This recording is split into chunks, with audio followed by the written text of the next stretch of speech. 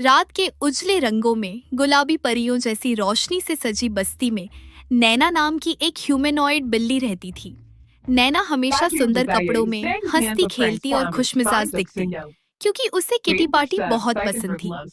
उसे दोस्तों के साथ गपशप, चाय और नए नए अचार सवेरों में समय बिताना अच्छा लगता था। उसके बालों पर छोटी सी कड़ी झूमती और वह चमकीले पायल की तरह ही जगमगाती। नैना की छोटी बेटी का नाम मोती था। सफेद फूले हुए बालों वाली, चेहरे पर मासूम चमक और आंखों में बगल का सारा आसमान। मोती खेलना बहुत पसंद करती थी। कमरे में खिलौने बिखेरकर घर गली की दुनिया अपने अंदाज से बनाती, रंगीन गुब्बारों को छूने की ख्वाहिश में उछलती और कभी-कभी मम्मी के बालों के धागों को अपनी छोटी उंगलियों में बांधकर नाचती। एक दिन नैना की किटी पार्टी थी। वह जल्दी-जल्दी तैयार हुई, नया साधी सा चमकता हुआ दुपट्टा पहना, लिपस्टिक हल्की और मुस्कान परखती हुई। घर पर मोती अकेली थी। नैना ने जाते समय कहा, मोती दरवाजा अंदर से लॉक कर देना और सीढ़ियों पर मत जाना, थोड़ी देर में आ रही हूँ। मोती ने बड़ी मासूमियत से हाँ कहा और मम्मी की ओर हाथ हिलाकर उसे विदा किया। शुरू में सब कुछ ठीक था।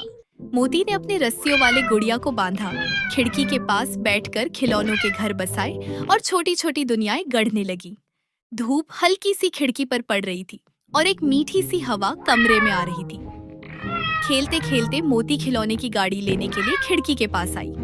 खिड़की का पर्दा हल्का ऊंचा था। उसने अपने छोटे पैर खिड़की के साए पर रख दिए और अचानक एक पलक भर में खिलौने का पहिया घर से बाहर गिर गया।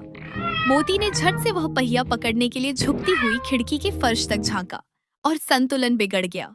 एक धीमी धीमी चीख निकली, फिर डर की सन्नट। मोती गिर पड़ी। कमरे में अब कुछ भी उसी तरह नहीं था।